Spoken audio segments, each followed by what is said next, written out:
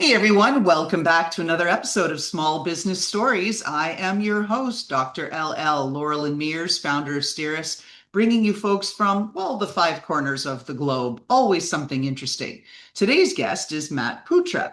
He is the founder of 8X. You probably know him online from all of the work that he does as a financial driver, helping companies fix their growth, profitability, and really their long-term business value challenges that they have.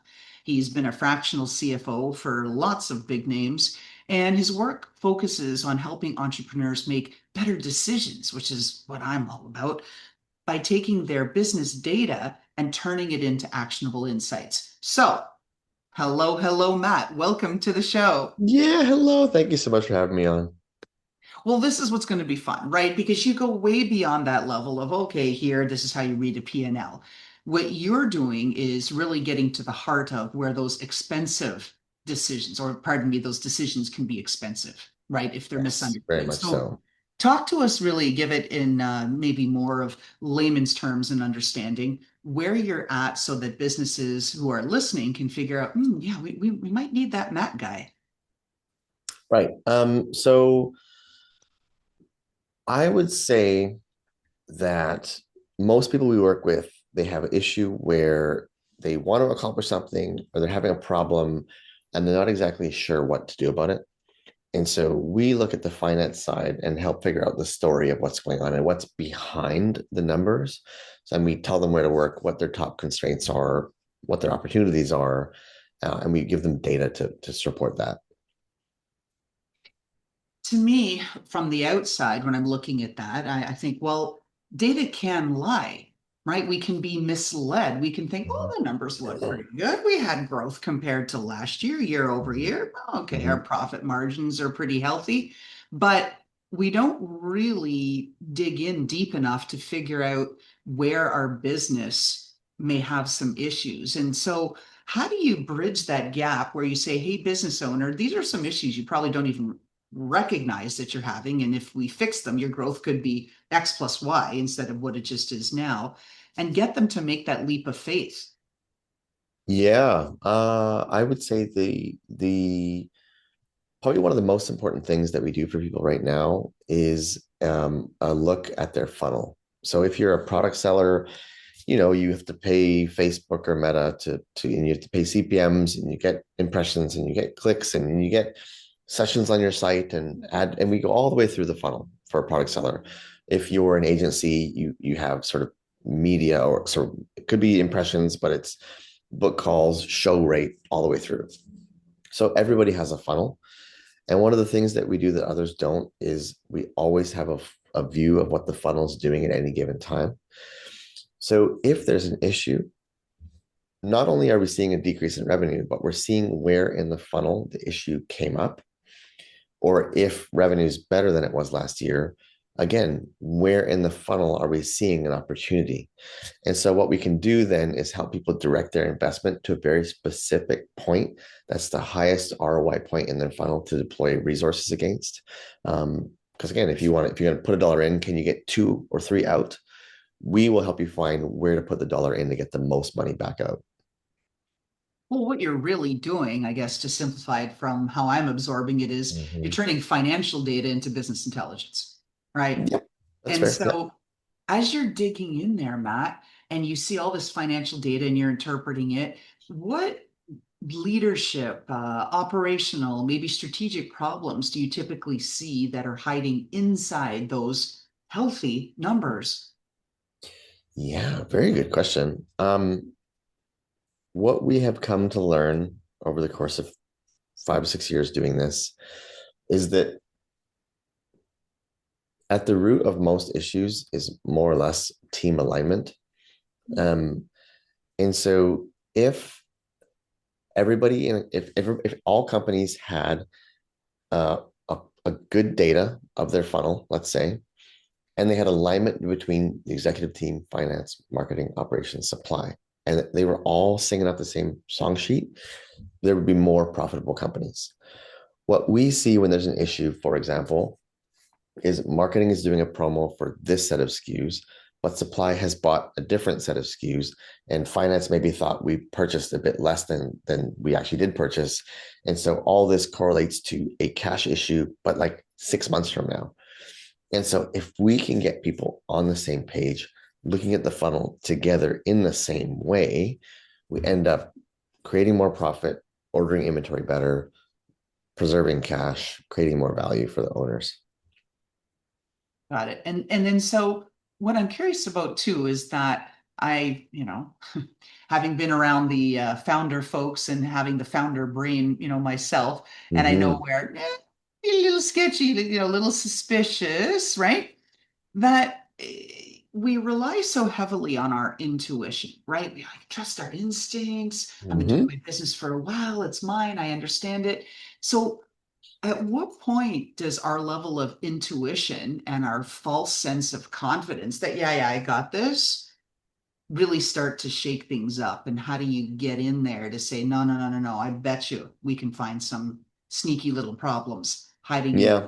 like how that it's a big sales hurdle, right? And that's really where I'm trying to get to, because if people are thinking are doing well and their business has some good numbers, why would they ever reach out to you to ask for help to do this? Help us get over that hurdle.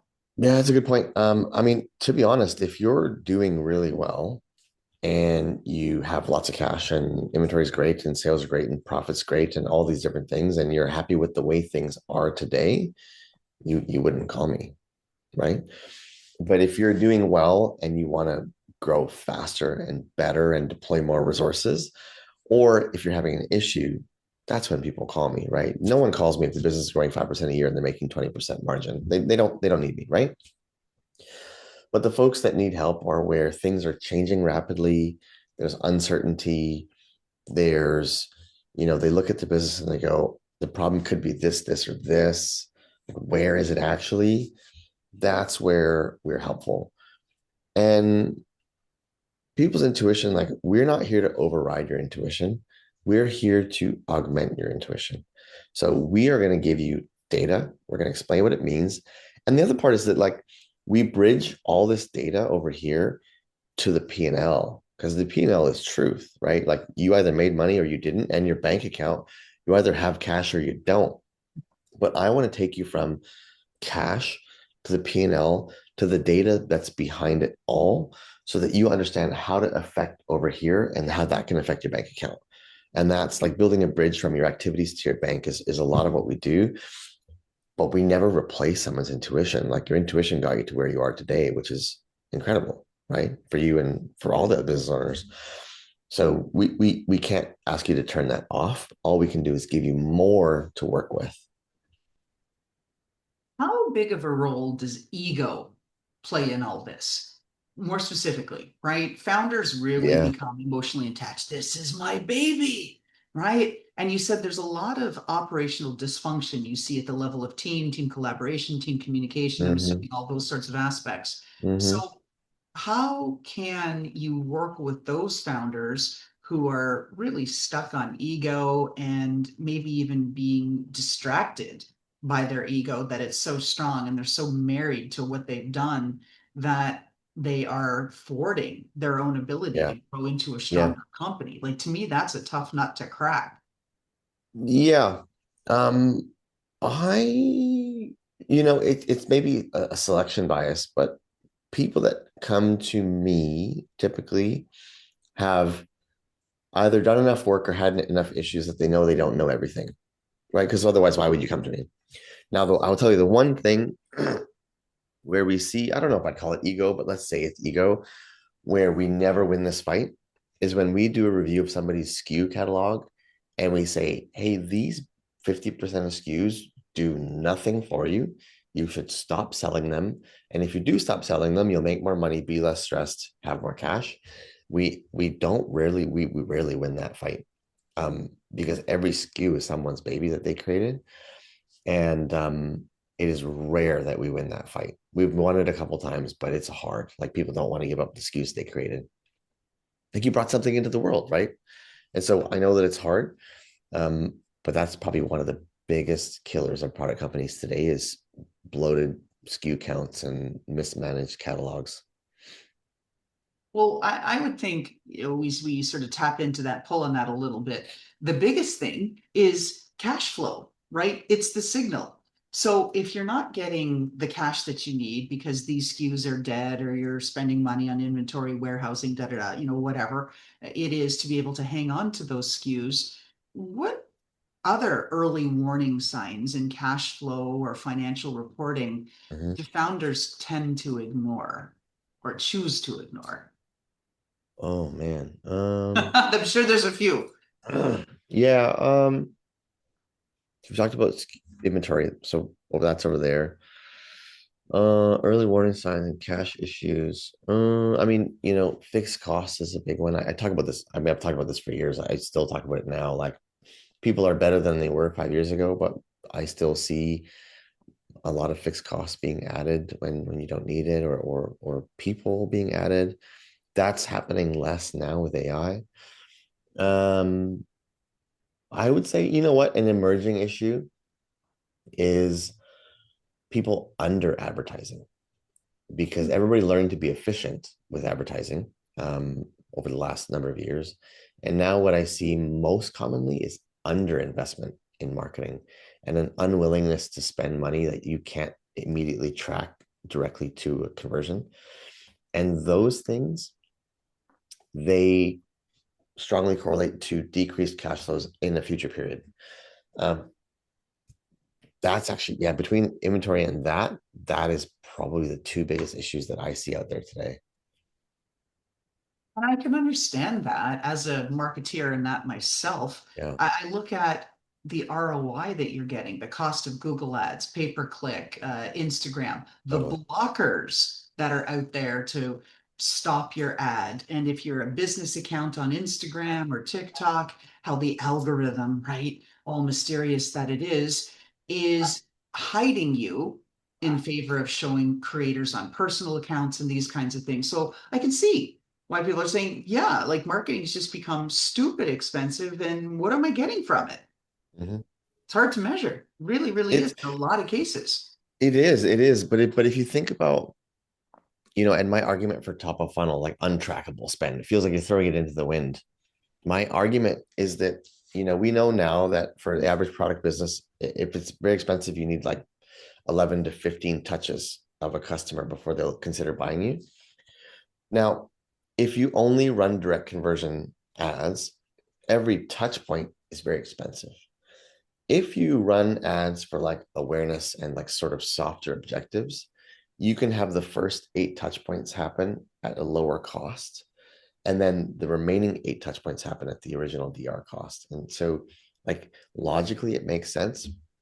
But again, we're not winning that. We're not winning that fight most of the time. People don't want to spend top of funnel, but it is by and large probably one of the biggest untapped avenues for brands to grow today is being willing to invest in untrackable media spend. I would agree with you that the need is there because you look at on an average day, 3.4 billion Instagram accounts are active. Yeah.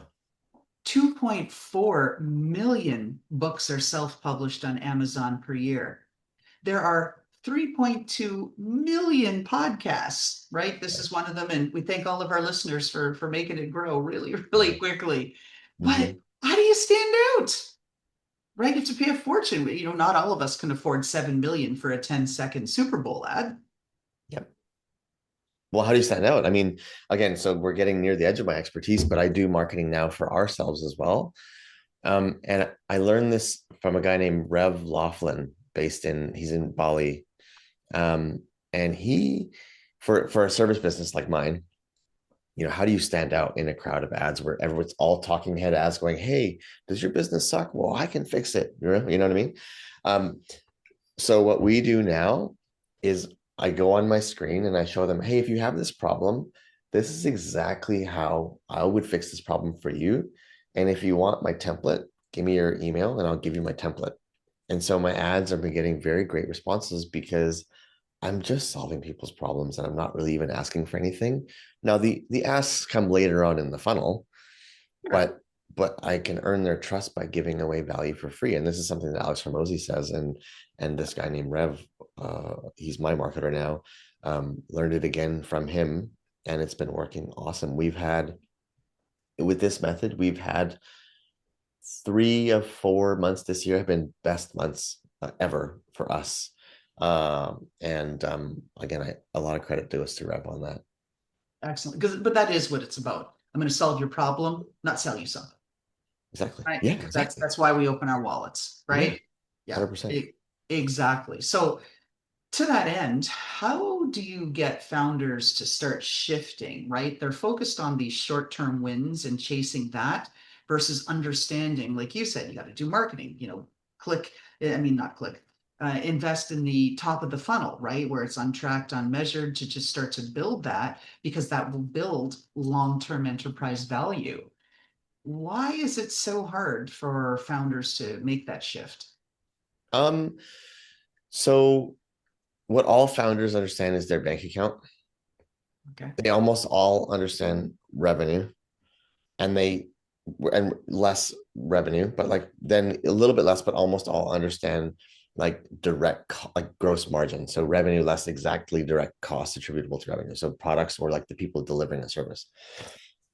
What There's a big drop off after that to how hiring and software and marketing and office interact with your cash flow. And what most consultants do most of the time is they don't build enough of the bridge from the thing that a founder understands very, very well, revenue and cash, all the way through the rest of the decisions they have to make. And so if you can show someone a linkage between um, do this activity today, have more cash later. If you can do that, or if a founder could self do that, now with AI, maybe that's possible. Actually, talk to Claude and figure this out. When you can do that, you can then sort of go from cash to making decisions and doing certain activities. Um, that's how we drive behavioral change. So if you're going to place a PO for this set of products today, I will show you how did they sell last quarter and how they're likely to sell this quarter, how that affects revenue and margin and cash flow. And then maybe I can convince you not to place that PO for those type of products. And so that's how we try to drive behavior is go from what do people all understand, which is cash, and then most understand revenue, and then we have to build bridges to the rest of the information from there. I think this ties into where I'm focused. So, with what I'm looking at misinterpretation risk as the new Ooh. threat to small businesses Oh because, man, right? Because, right, 100%. right, we've gone from Google, which was hunt and find. Do you have the keyword there? Great. Yeah, you might appear on page 8, page 10, maybe Mm-hmm. 15, whatever. Mm-hmm. Pay a lot of money on SEO, you might make it to page 102, fine. But with AI search, it's interpreting what it thinks we want, and it's deciding if your business is in the right category, Mm-hmm. offering the right thing that it has confidence and trust to recommend based on your authority and all these other permutations. So there's lots of room for misinterpretation. Where I'm going with this is with what you just said, is that I think that, like you said, founders understand revenue and cash flow, but there's room downstream for that misinterpretation, and Yes. that's what creates the wrinkles for them. Yes. Yes. Right? Is that what 100%. you're saying? Yes. Yeah. Yeah, Okay. the link between cash and your activities is so fuzzy that it's a real talent to show someone the link, and it's very hard to do, and we don't always do it right. But we try. I don't think Sounds anyone like you do as can do well. right. Like the link between risk management and cash flow is very fuzzy, but it sounds like that's what you do. And like, honestly, I actually just recommended someone. There's a book about risk management by Nassim Taleb, and it's a very difficult book to read, but if you grasp it, it's insane.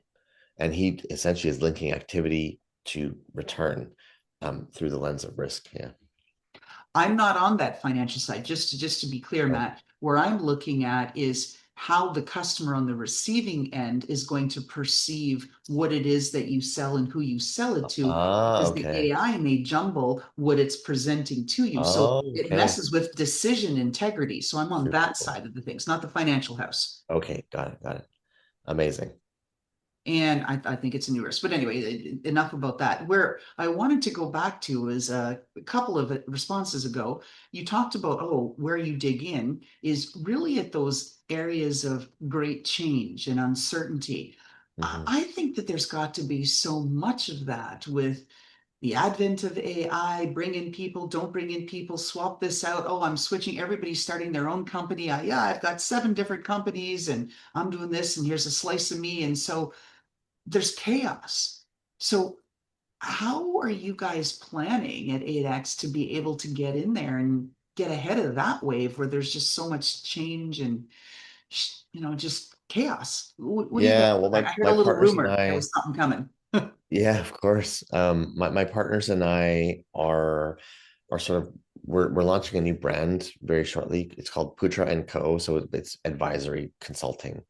And where we specialize is financial leadership for companies that are in transition moments. Mm. So are you selling? Do you need help working with the buyer who might be aggressive? And how do you manage that with them? Are you buying something? Did your someone on the executive team have a maternity leave, or did they quit suddenly? Um, is your loan in jeopardy with the bank? Like, these are moments where my partners and I will step in, sort of help you sort of calm the seas and work with external parties to get you where you want to go past this transition moment. And what we've learned is we're very, very good at these specific moments. And so we're setting up a bit of a new brand, a new sort of firm to work on that. I think that's terrific because I think that's where all of the stories and everything disconnects, right? You've got some perturbation, something changed, Exactly. and then it's how we react to it. Most people scramble. That's why they need PR firms, they need crisis firms, they Yeah. need temporary staff, interim CEO, this, that, to try to bring stability to the organization, let alone try to figure out, okay, now with that new wrinkle, how do we grow going forward? Just huge trauma for everybody involved in the business, even on the customers on the receiving end. Right? Are you going to continue to supply to me? I don't know. Those sound like pretty dramatic changes. Maybe I should look around at one of your competitors. They're more stable, right? Exactly. Yeah, exactly. Yeah, and Yeah. we actually we started by the time, well, we just started a sell side engagement with a fairly large company selling to their acquirer, a major competitor. By the time this airs, we will have closed it with them. But again, they were in litigation, and they were fighting over trademarks and all these different things. And so this is where we're stepping in and assisting the current CFO that's in place. We're just working alongside them, taking the load off, helping him bring stability to the rest of the business while we fight a bit of a fire in the unstable side of the business. So Got it. All right. Now, Matt, where can people find you, 8X, Putra and Co. that's coming out, your new offer? Where can they learn more about you? I know you've got a big presence online, but let's tell our listeners where they can find you. sure, the two easiest places are LinkedIn. If you look for Matt Putra, I'm there.